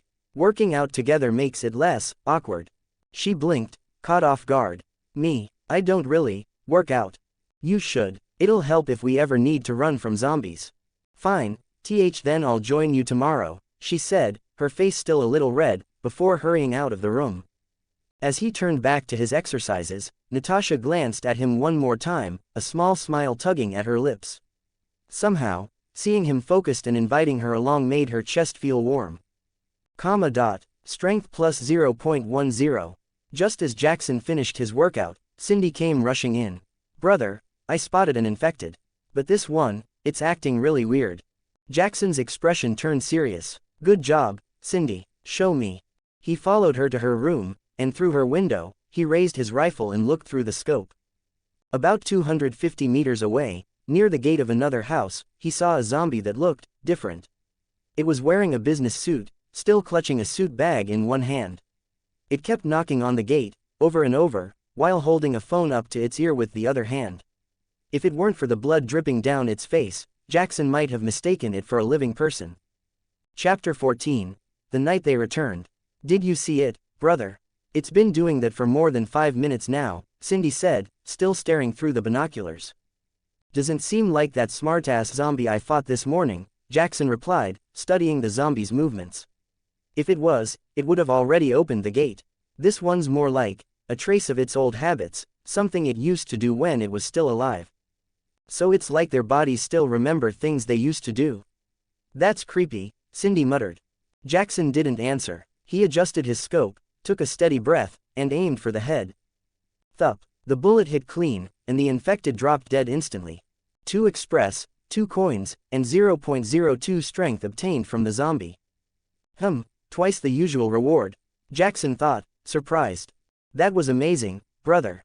You got it in one shot, Cindy said, her voice full of excitement as she peeked through the scope again. Jaxon chuckled softly, but his expression soon turned thoughtful. It's weird, though, there aren't as many zombies around here anymore. Where'd they all go? He scanned the streets, but everything was quiet, eerily quiet. Not even a single growl echoed through the area, which was totally different from the last couple of days when it was all noise and chaos. I have no idea, Cindy said, forcing a little laugh. Maybe you scared them all away, brother. Jaxon gave her a small smile. I hope it's as simple as that. The afternoon passed quietly, and for a while, things almost felt normal again. When it was time for dinner, they all gathered around the small table. The smell of warm canned soup filled the room, a simple comfort after the long and stressful morning. As they ate, the mood was calm, until Natasha suddenly spoke. Jaxon, she began, her voice serious, about those strange zombies you told me about. I did some digging online earlier. I found some posts and videos from people saying they've seen the same thing. Zombies acting weird, like they were remembering habits from their old lives. Jaxon paused mid-bite, his eyes narrowing slightly. So it's not just us, he muttered. We saw the same thing earlier. That means these strange ones are starting to appear more often. Natasha nodded slowly. Yeah, and that violent one from yesterday, the one that wouldn't stop punching things, I found something about it too. People online call it the brute variant. They say it likes to smash or torture its prey before eating them. Jaxon frowned, deep in thought. That sounds exactly like the one I fought. Natasha looked down, scrolling through her phone. But about that smart zombie, the one that opened our gate, I couldn't find anything. No videos, no reports, not even on the news. Jaxon leaned back in his chair, letting out a quiet sigh. That's a relief, at least. It means they're not that common. Sis, what about the area around here? Did you find anything about that? It's been quiet since this morning. No zombies around except for the two brother took out, Cindy said, glancing toward the window. I don't know, Natasha replied, shaking her head. Does that mean it's safe to go outside now? Isabel asked cautiously. Maybe we could go out for a little while. Mom, no, Jaxon said firmly. No matter how it looks, it's not normal. We're not going out for now. I'm with Jaxon on this one, Natasha added. I was thinking the same thing. It feels like a good chance to check out the nearby houses or grab those guns from the military vehicle, but I've got a bad feeling about it. Something just doesn't feel right. Isabel looked between them and slowly nodded. All right, we'll stay inside if you both think that's best. The rest of the meal was quiet. No one had much to say, just the sound of their spoons scraping against the bowls and the faint hum of the wind outside. After eating, Jaxon went back to his room. His body felt heavy, the fatigue from his workout catching up to him. He lay down on his bed, closing his eyes with a deep breath. Maybe I'll continue my training later, if the streets stay quiet, he thought as his mind slowly drifted off. Before he knew it, sleep had taken over. Brother. Jaxon stirred as someone gently tugged at his blanket. His eyes blinked open, still heavy from sleep. The room was dark, the lights were off, only the faint glow from the streetlight outside slipping through the window. Cindy, he mumbled, his voice rough with sleep. What's up, and why are the lights off? There's something outside, she whispered, barely audible, her tone trembling as if she was afraid something might hear her. Jaxon pushed himself up slowly, the sleepiness starting to fade. As his eyes adjusted to the dim light, he noticed Natasha and their mom were inside his room. Both stood quietly, faces tense and pale, staring out the window. He felt his chest tighten. Something was definitely wrong.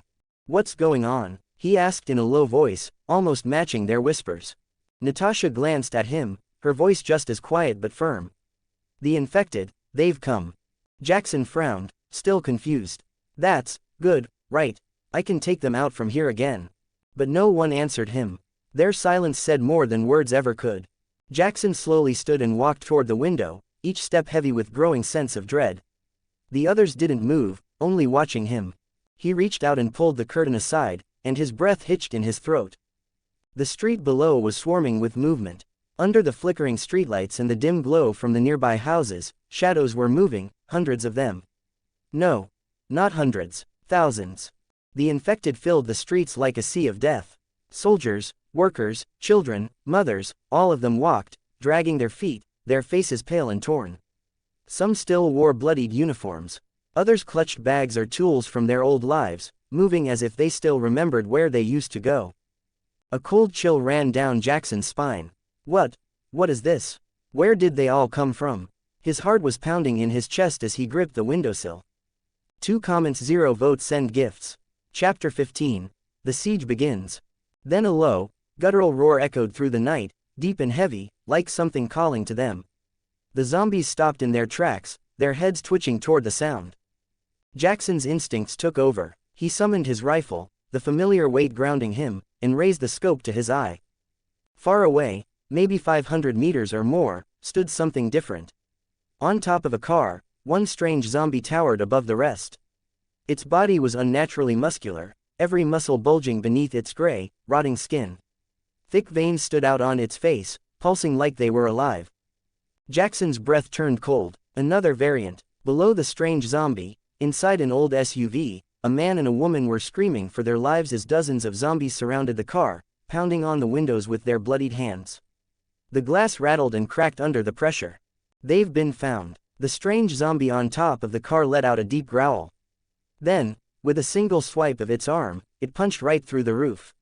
Metal screeched as its claws ripped through the frame, tearing it open like it was paper. The couple inside screamed in terror, but there was nowhere for them to go. The man tried to push the door open, but the creature's massive hand grabbed his throat. It lifted him up like he weighed nothing, his legs kicking helplessly in the air. Then, with a roar that shook the ground, the zombie pulled with both hands, ripping the man's body in half. Blood sprayed everywhere, splattering the woman's face and the car windows. The monster bit into the man's head, chewing for a moment before tossing the rest of his body down to the swarm below. The woman's scream tore through the night. She tried to crawl away, but the broken glass trapped her. The windows shattered completely, and the horde swarmed inside. Dozens of hands grabbed her as she thrashed and kicked, but within seconds, her voice was drowned out by the sound of tearing flesh. Jackson's stomach churned. He couldn't look away, his eyes glued to the horrific scene unfolding before him. Then, the creature on top of the car raised its head to the sky and let out another deafening roar. The sound spread across the streets, echoing off the houses. And as if they were following its orders, the horde moved. The infected began slamming themselves against every house and gate they could find, clawing at walls, breaking down doors, smashing windows. Their growls mixed into one terrible noise that filled the night. Shit! What the hell? Jackson's heart was racing. The quiet street he knew was now a total nightmare. Suddenly, a hand grabbed his arm and pulled him down. It was Natasha. She had yanked him to the floor, pressing him low against the ground. At the same time, the strange muscular zombie atop the distant car turned its head toward their house, but it only saw a dark, empty window. Snarling, it shifted its gaze elsewhere. Jackson blinked, staring at Natasha in surprise. They stayed pressed low, hidden from view. "Don't look too much, they might see you," she whispered. "Brother, I'm scared," Cindy whispered, her body trembling violently. She had promised herself she wouldn't be afraid, but the sight of 1,000 swarming infected clawing through the streets had undone her resolve completely. "Let's just stay like this, and hide," Isabel whispered, hugging her knees. Her voice was quiet, trembling along with her body. Jackson swallowed hard, his own heart pounding in his chest. The silence was suffocating, until it was shattered by a loud, frantic thumping. Bam, bam, bam, the sounds echoed through the house. Jackson raised his head just enough to peek through the window. His stomach dropped. The zombies had reached their gate. The heavy cabinet they'd used to block it was shaking violently with every forceful push, the metal groaning as hands clawed and battered against it. "They're at the gate. We can't just hide here," Jackson whispered, tension tightening every muscle in his body. His hands clenched around the floor. "We have to do something now," he whispered, his mind racing, every instinct screaming that hiding wouldn't work for long. Then, he moved quickly, grabbing a black hat and a black t-shirt, pulling them on along with a mask that covered the lower half of his face. Only his eyes were visible. Within seconds, he was back at his usual spot by the window, rifle in hand. With the lights off, the darkness hid him perfectly, and the dim streetlights outside cast just enough light to highlight the swarming zombies below. "Stay low, and don't make a sound," Jackson whispered to his family, his voice tight with urgency. He turned his focus back to the gate. Bam, bam, bam, The cabinet blocking the gate rattled violently as more infected slammed against it. Thup! One zombie's head exploded, sending blood spraying everywhere. Thup! Thup! Thup! Another, and another. Jaxon's scope made it easy. At 10 to 15 meters away, it was almost too easy to land headshots. But his heart was racing, his hands trembling slightly. Damn it! There are too many of them. Focus, Jaxon, you can't mess this up. Anxiety clawed at his mind, visions of the zombies breaking through the gate flashing through his mind. His thoughts were racing. Back door, no way out, hide, no. It won't work. They'll find us. Thup, reload, thup, another down. He reloaded quickly, the clicks of the rifle breaking through the chaos, and kept firing without stopping. Every shot mattered, every headshot a small victory. But the sheer number of zombies attacking felt like a weight pressing down on him. Every miss, every claw that scraped against the gate made his heart jump. Jaxon's eyes narrowed, his mind sharpening. No more hesitation, his family's survival depended on him now. To be continued.